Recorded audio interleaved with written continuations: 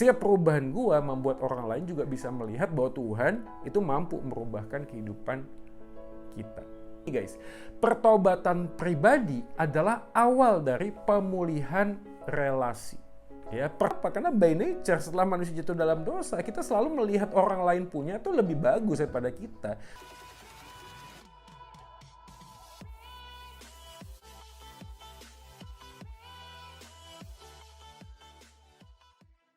Oke, halo semuanya, selamat datang kembali di channel saya Joy Manik. Dan kita akan membahas dan meneruskan kembali seri yang ketiga, yaitu tentang cek keluarga sebelah. Dan hari ini kita akan membahas tentang andai aku bisa lahir dalam keluarga yang lain. Nah, izinkan saya menyapa dulu ya teman-teman sekalian ya, dimanapun tempat-tempat berada. Ini mungkin lagi lunch break, lagi makan siang, dan semoga renungan kita pada siang ini, setengah jam ini, bisa menolong kita untuk ya paling nggak menambah wawasan lah, ya memikirkan ulang tentang arti keluarga, apalagi di dalam situasi masa pandemi yang seperti ini. Nah, hari ini saya akan memulai dengan sebuah gambaran tentang sebuah keluarga yang konon mempunyai dua anak. Ya, satu keluarga ada papa mamanya, lalu ada dua anak di sana. Anaknya mungkin usianya kurang lebih remaja lah, mungkin satu SMA, satunya lagi mungkin ya di SMP lah ya. Nah, kedua anak ini merasa tidak terlalu nyaman dengan keluarganya. Kenapa? Karena ada beberapa hal yang mungkin terjadi ya. Dan sekali lagi ini kisah klasik ya. Jadi kalau kisah klasik tuh apa ya? Anak remaja itu kan lagi mencari sebuah identitas diri ya, mencoba untuk mencari sebuah gambaran ya, mungkin sudut pandangnya adalah dalam zamannya. Nah, kalau kita ngomong dan berinteraksi dengan orang tua, kesulitannya adalah orang tua hidup dalam zamannya dulu, lalu anak-anak hidup dalam zamannya saat ini. Nah, waktu hidup dalam zamannya saat ini, sedikit banyak pengaruh zaman itu pasti berpengaruh ya dengan cara kita itu merespon. Nah, ada orang tua yang selalu ngomong, dulu waktu saya masih remaja nggak seperti kamu. Dulu waktu papa mama masih sekolah seperti ini, seperti itu. Dan kita sebagai anak langsung dong memberikan sebuah respon, ya itu kan zamannya dulu gitu loh. Zaman yang sekarang kan udah banyak yang berbeda dong, nggak bisa juga dibuatkan yang sama. Nah, perbandingan yang seperti ini membuat kedua anak remaja di dalam rumah ini menjadi sangat jengah ya, menjadi sangat jenuh. Mereka merasakan paling nggak ada tiga hal perasaan yang muncul di dalam kehidupan kedua anak ini. Yang pertama adalah perasaan yang nggak dimengerti. Dia tuh kayaknya tuh punya satu sinyal atau frekuensi itu yang nggak nyambung gitu loh. Setiap kali anak yang ngomong ini, mengungkapkan perasaannya seperti ini, orang tua tuh responnya kayak miss aja gitu. Kayak udah bukan cuma miss, tapi si anak tuh apa ya, ungkapan perasaannya tuh seperti nggak nyampe di mana-mana gitu loh. Ya, jadi perasaan nggak bisa dimengerti, dan sekali lagi perasaan nggak dimengerti ini kan namanya perasaan ya. Jadi perasaan nggak dimengerti ini kan perlu diuji sebenarnya. Jangan sampai seperti kejadian yang dulu kita sudah pernah bahas, beberapa orang tua yang ingin mendorong anaknya untuk menjadi lebih baik, tapi itu justru diterima negatif oleh anaknya seperti sebuah paksaan, seperti sebuah tekanan, dan itu malah menjadi beban buat anaknya. Nah, perasaan nggak bisa dimengerti ini bisa jadi ada di kedua belah pihak, entah itu di anak-anaknya atau juga di dalam keluarga atau orang tuanya. Nah, kejadian nggak bisa dimengerti ini membuat kerenggangan antara komunikasi orang tua dan anak tuh menjadi semakin besar. Karena masalahnya gini, sebelum kita bisa ngomong atau kita bisa menyampaikan sebuah pesan tertentu, ini kan teori komunikasi ya. Penerimaan atau penerimaan diri itu kan menjadi poin yang penting ya, utama ya. Artinya sebagus apapun pesan yang akan kita sampaikan, tapi kalau tidak ada penerimaan terhadap dirinya, pesan itu pasti akan mental, nggak akan pernah diterima sebagai sesuatu yang positif. Ya kita sadar lah ya, nggak usah orang tua lah sama anak.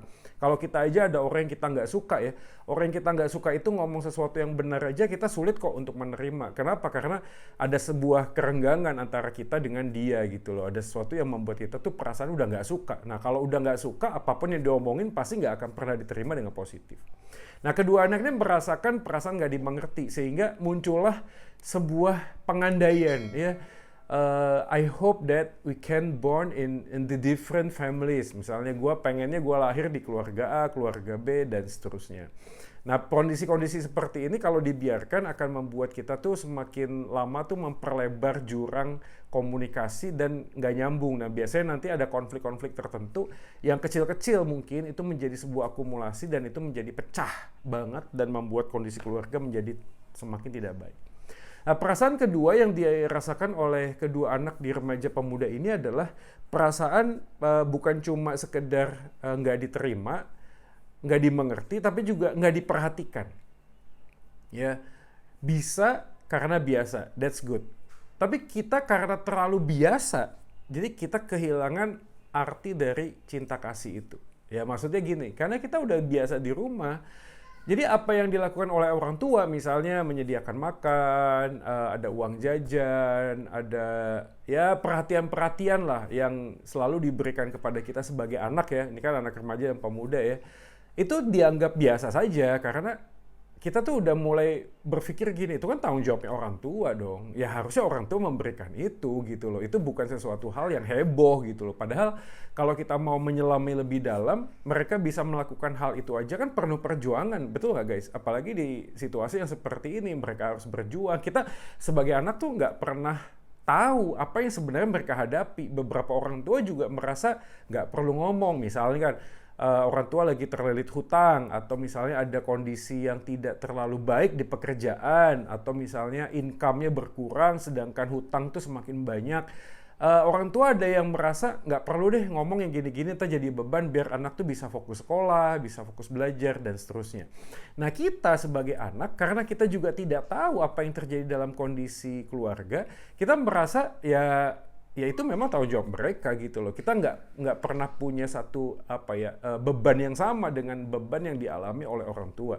Nah, repotnya adalah pada waktu kita menjadi anak-anak pemuda remaja dalam sebuah keluarga karena kita merasa apa yang menjadi keinginanku tidak terpenuhi karena mungkin kondisi mereka pun dalam keadaannya tidak terlalu baik, kita merasa nggak diperhatiin.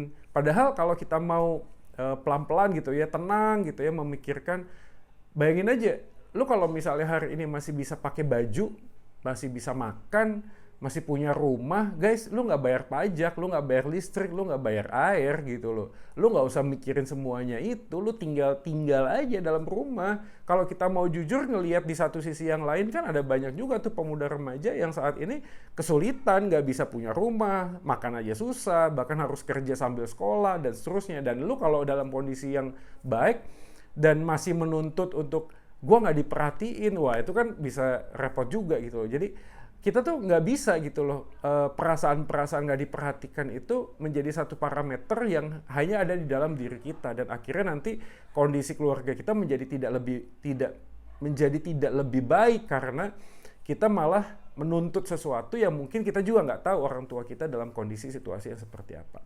Nah, anak pemuda remaja ini juga mempunyai perasaan yang ketiga. Perasaan yang ketiga adalah merasa dibanding-bandingkan. Ya entah kenapa kedua anak ini bertumbuh besar di dalam sebuah keluarga yang very kompetitif gitu loh, sangat kompetisi.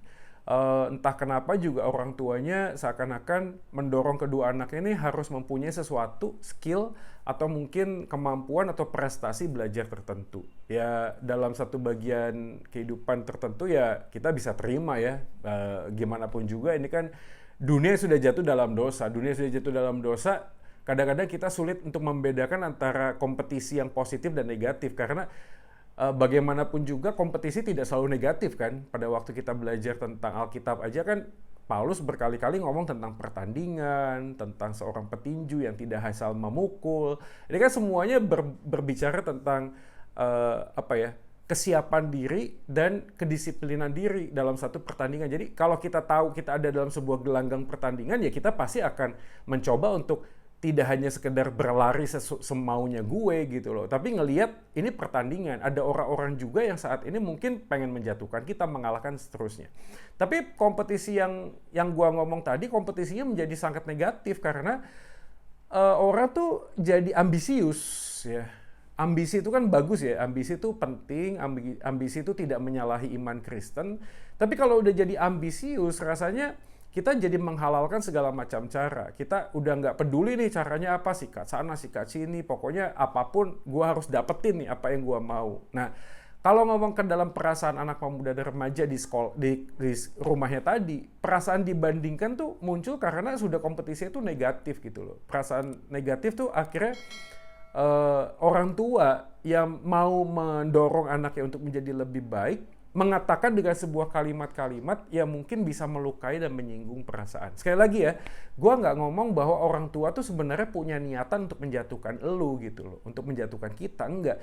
Tapi karena mungkin cara ngomongnya, mungkin situasi kondisinya juga yang nggak terlalu pas, ya tahu nggak sih? Jadi anak-anak tuh udah belajar, udah mau waktunya ujian, terus tiba-tiba tuh diomongin sesuatu yang membuat ilfeel dan buat anak tuh kayak ngerasa, aduh gue tuh udah coba berusaha tapi kok omongannya gitu sih, nggak ada encouragement, nggak ada semangat, malah menjatuhkan semangat gue gitu misalnya. Nah, perasaan-perasaan ini juga bisa muncul dalam sebuah keluarga. Jadi anyway guys, kalau kita ngomong tentang andai gue bisa memilih lahir di keluarga yang lain, kalimat ini, pengandaian ini bisa muncul karena sebuah perasaan-perasaan yang kemudian menjadi perasaan yang negatif. Tidak lagi dilihat sebagai sebuah tempat keluarga kita tuh merasa aman dan nyaman untuk ngomong sesuatu, untuk menyatakan sesuatu, untuk mengungkapkan sebuah perasaan karena kondisi situasinya udah nggak terlalu baik gitu loh. Ya jujur aja sekali lagi ya, ini kan tidak pernah lepas dari tradisi ya, culture keluarga kita tuh seperti apa. Maksud gue gini, ada beberapa orang tua yang dibesarkan tuh tidak dengan bahasa kasih itu dengan pegangan, bahasa kasih sentuhan. Nggak banyak orang tua seperti itu. Ya apalagi bokap nyokap gua tuh yang cukup kuno ya dulu ya, masih ya tahun 1940-an lahirnya. Rasanya tuh pelukan, belayan dalam usia tertentu ya. Kalau masih kasih kecil, bayi ya oke lah ya. Tapi begitu udah remaja, pemuda, itu karena nggak dibiasakan sejak awal, orang tua tuh nggak jadi sahabat buat anak-anaknya. Jadi akhirnya ya gue bukan ngomong juga semuanya harus bahasa kasih sentuhan sih. Tapi anyway yang gue mau ngomong adalah selalu akan ada sebuah culture, ada sebuah budaya, ada sebuah habit, kebiasaan yang dibangun dalam sebuah keluarga. Nah problemnya adalah apakah tradisi atau budaya itu fit and match sama kepribadian kita. Jangan sampai gini, anak tuh butuhnya sentuhan kasih gitu loh, bahasa kasih itu sentuhan, tapi karena orang tua nggak pernah punya pengalaman itu, nggak pernah punya modal itu, akhirnya anak diperlakukan sama seperti orang tua dulu diperlakukan oleh orang tuanya lagi. Jadi kayak jebakan Batman gitu, berputar-putar di tempat yang sama, tapi itu tidak memberikan sebuah wadah yang cukup baik supaya anak-anak bisa mengungkapkan perasaan-perasaan mereka. Jadi gimana sekarang hari ini? Kalau kita mau pindah atau mau lahir lagi di keluarga yang lain, rasanya kan nggak mungkin ya. Ya nggak mungkin. Jadi sekarang yang harus kita lakukan seperti di video yang sebelumnya, gue ngomong harus ada acceptance, harus ada adaptation, lalu harus ada kayak acceleration, kan 3 hal yang sebelumnya kita bahas. Tapi kali ini gue akan coba lihat dari sudut pandang yang lebih dalam guys. Ini tentang sebuah firman Tuhan yang diambil dari Kejadian pasal ke-27. Nah ini ada sebuah kisah pertikaian antara Esau dan Yakub. Ya ini sekali lagi memang tidak ngomong tentang keluarga secara utuh, tapi dari sini kita bisa belajar beberapa makna yang bagus banget ya. Kejadian pasal 27 adalah seperti gini ya, kata Esau, bukankah tepat namanya Yakub karena ia telah 2 kali menipu aku. Jadi ini backgroundnya, si Esau, abangnya itu ditipu oleh adiknya itu si Yakub ini. Hak kesulunganku telah dirampas dan sekarang dirampasnya pula berkat untukku. Lalu katanya, apakah Bapak tidak mempunyai berkat lain bagiku? Nah ini di Kejadian pasal 27 tuh latar belakangnya. Jadi kalau kita nanti terus membaca, Esau dan Yakub tuh akhirnya rekonsiliasi. Mereka tuh berdamai. Tapi gue mau mundur dulu untuk melihat sebenarnya apa sih yang membuat kita tuh nggak merasa nyaman dan aman di tengah-tengah keluarga, dan apa yang harusnya kita lakukan pada saat konflik dalam keluarga itu terjadi. Nah dari kisah ini kita bisa lihat nih, si Esau tuh betul-betul ngamuk banget guys. Jadi satu-satunya harta yang sangat berharga sampai dia ngomong tuh sama bokapnya, ada nggak sih berkat yang lain buat gue? Artinya apa yang diambil oleh Yakub, adiknya, itu sangat penting banget buat Esau gitu loh. Tapi apapun itu kan sudah terjadi ya. Kan ditanya 2 kali dia sudah merampas hakku.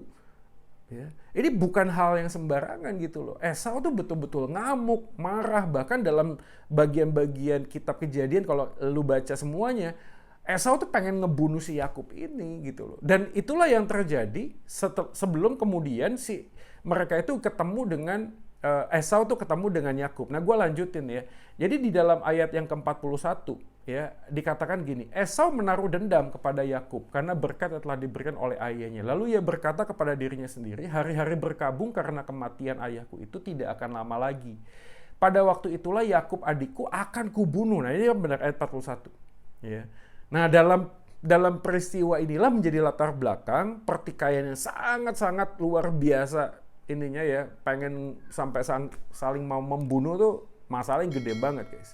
Nah di dalam pasal ke-32 muncullah Yakub mau ketemu sama Esau, dan ini bagus banget guys. Di dalam pasal 32 ayat 9-12 apa yang dilakukan oleh Yakub sebelum dia ketemu dengan Esau. Yakub itu berdoa guys. Ya, walaupun sekali lagi doanya itu didasarkan karena rasa takut, karena dia harus ketemu dengan Esau dan dia merasa takut, tapi dia terus berdoa kepada Tuhan. Tapi paling tidak waktu Yakub berdoa kepada Tuhan, ini membuktikan bahwa Yakub sadar betul bahwa sebuah masalah relasi itu tidak hanya bisa diselesaikan dengan sebuah rekonsiliasi antar manusia, karena manusia masing-masing pasti punya ego. Ya, apa yang dilakukan oleh Yakub, dia berdoa kepada Tuhan menunjukkan bahwa sebuah masalah di dalam relasi hanya bisa diselesaikan ketika pribadi tersebut datang bersandar kepada Tuhan. Masalah utama dalam sebuah relasi bukanlah teknik komunikasi, tapi masalah teologi. Masalahnya adalah gimana kita melihat Tuhan, gimana kita memandang kasih karunia daripada Tuhan, gimana kita melihat Bukit Kalvari karena di sanalah Yesus mati menebus dosaku dengan menderita supaya saya itu diperdamaikan dengan Bapa. Gimana kita bisa melihat kasih yang sejati tanpa meminta pamrih, gimana kita melihat sebuah kasih yang sejati yang dinyatakan dengan sebuah tindakan yang sangat radikal. Nah dari sanalah kita sadar kekuatan untuk mengasihi, ya walaupun semerah apapun dosa kita, sekejam apapun orang lain sudah memperlakukan sesuatu kepada kita, kita masih punya pengharapan, masih punya kemampuan untuk bisa mengampuni dan mengasihi. Mulai dari mana? Mulai dari berdoa kepada Tuhan. Jadi berdoa tuh bentuk kebersandaran yang nyata ya. Artinya kalau gua nggak doa, pada saat yang sama gua sedang mengandalkan diri gua sendiri sih. Jadi gue mau encourage teman-teman semua sih siang hari ini. Gue nggak tahu apa yang lo alami ya di tengah-tengah keluarga di masa pandemi yang seperti ini. Kita nggak bisa ngebandingin seperti tema kita cek keluarga sebelah, lalu kita melihat, wah keluarga dia begini, keluarga dia begitu, keluarga ini begini. Lalu kita berharap, kita memohon, kita mungkin bermimpi, kita bisa lahir lagi di keluarga yang seperti kita bayangkan. Nggak bisa guys, karena lo cuma lihat depannya doang, lo cuma lihat wallpaper-nya doang, lu nggak lihat inside-nya kan, lu nggak hidup bersama setiap hari dengan keluarga mereka kan. Yang kita lihat kan hanya di luarnya saja. Mungkin juga orang lain bisa melihat keluarga kita di luar ya better lah daripada keluarga yang lain. Nggak bisa gitu loh. Dan lagi pula rumput tetangga tuh selalu nampak lebih hijau, betul nggak sih? Kita selalu ingin sesuatu yang orang lain punya. Nah ini bener sih. Maksud gue gini, gue pernah baca sebuah buku.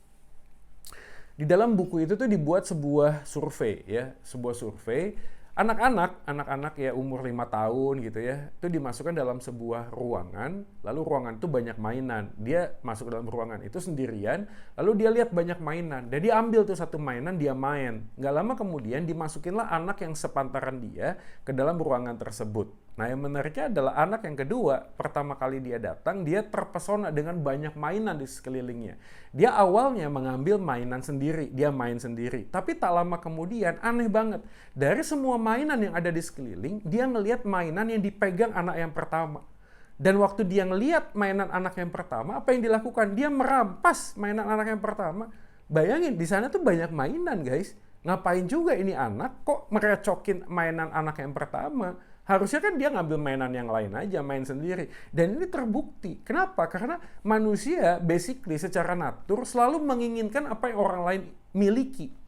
Ya, makanya Alkitab ngomong janganlah mengingini domba, kambing, jangan mengingini kepunyaan orang lain. Kenapa? Karena by nature setelah manusia jatuh dalam dosa, kita selalu melihat orang lain punya itu lebih bagus daripada kita. Nah sama waktu kita ngomong tentang keluarga, kalau kita berharap kita bisa lahir dalam keluarga yang lain, apakah ada jaminan lu bakal lebih bahagia waktu ada di keluarga lain? Nggak bisa. Jadi jangan-jangan waktu udah pindah di keluarga yang lain, lu lihat keluarga yang lain lagi, lu merasa keluarga itu lebih baik. Dan terus aja nggak akan pernah jadi itu, nggak akan pernah jadi. Kenapa? Karena masalahnya bukan di dalam lingkungan situasi, masalahnya dalam diri kita melihat lingkungan dan situasi yang ada.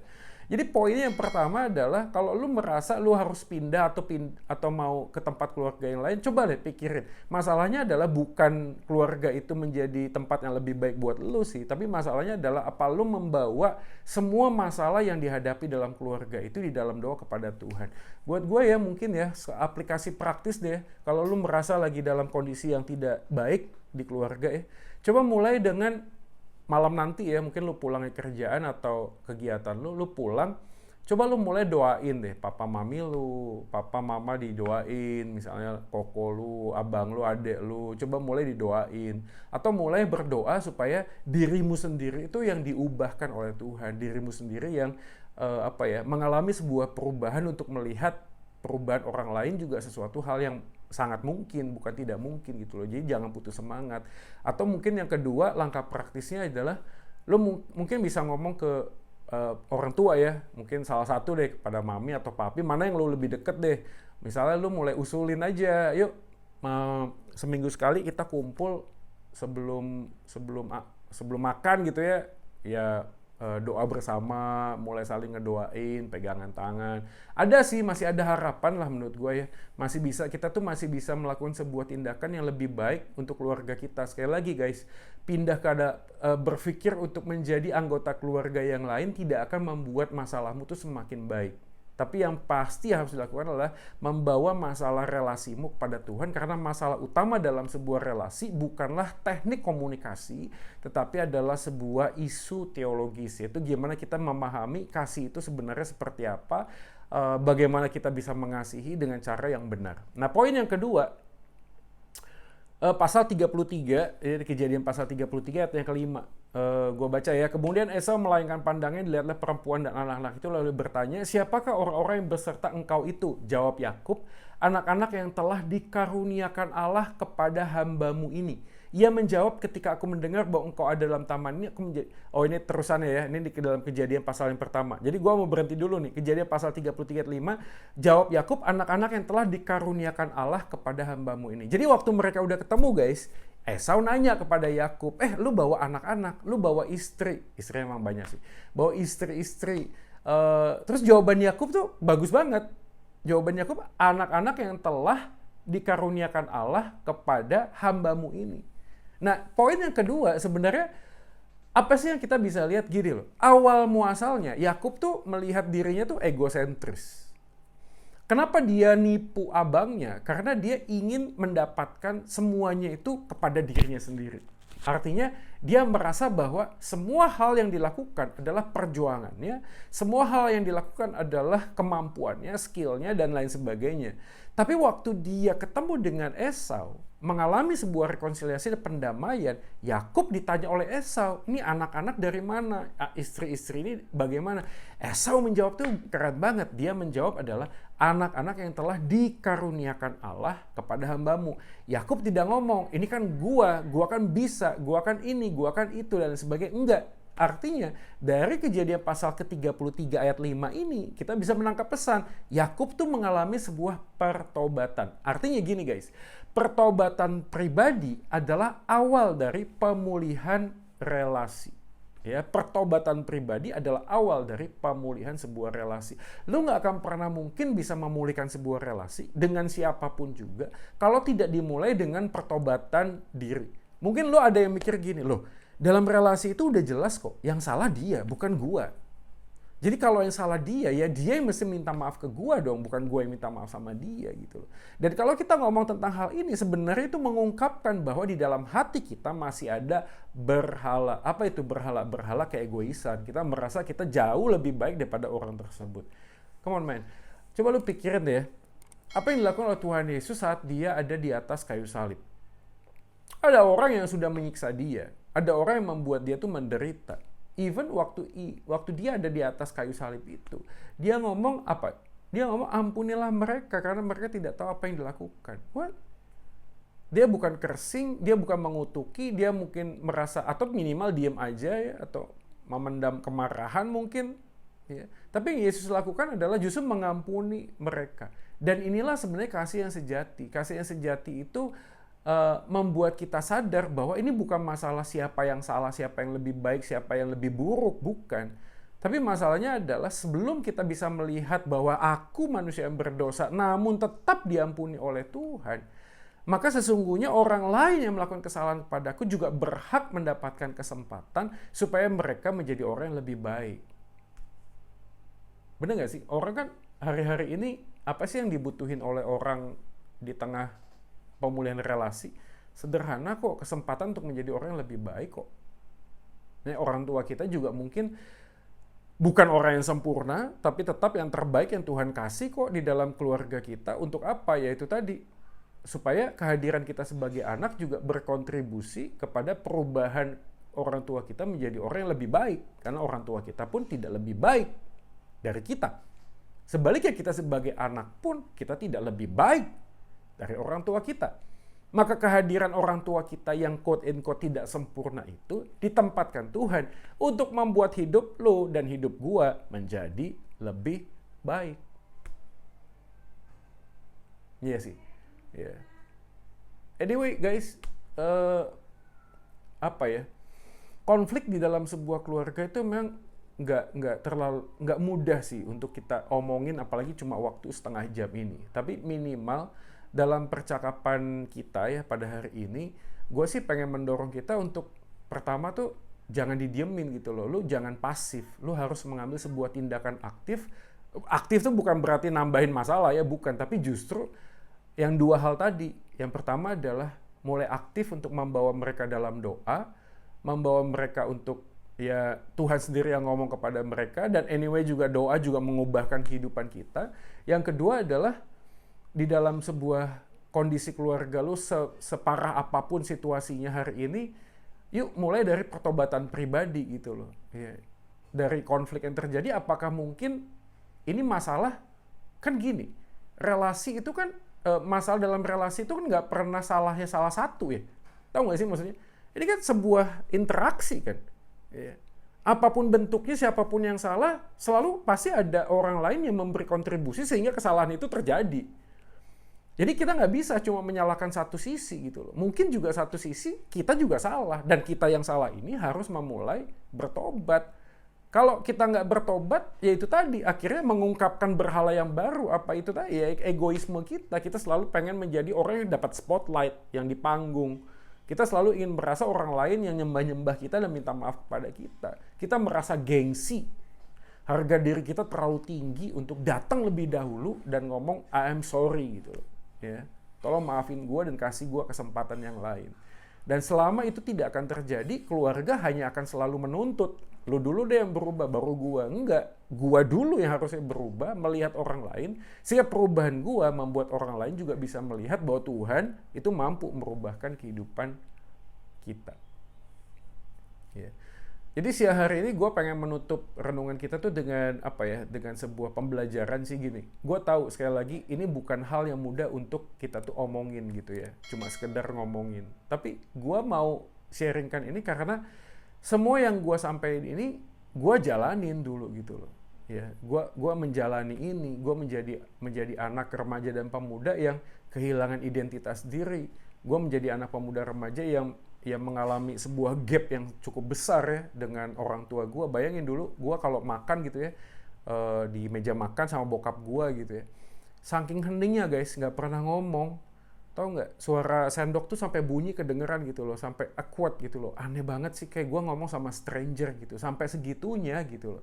Bahkan beberapa kali kita makan malam pun kita cuma ngambil lauk di meja makan terus cabut masing-masing kok ke kamarnya sendiri atau ke tempat yang lain untuk sambil makan, nonton TV gitu loh dulu. Nah dari pengalaman itu, gue nggak mau lu semuanya mengalami apa yang gue alamin. Maksudnya, kenapa sih waktu itu gue begitu dan gue diemin gitu loh. Kan penyesalannya kan di belakang. Kalau di awal kan pendaftaran namanya.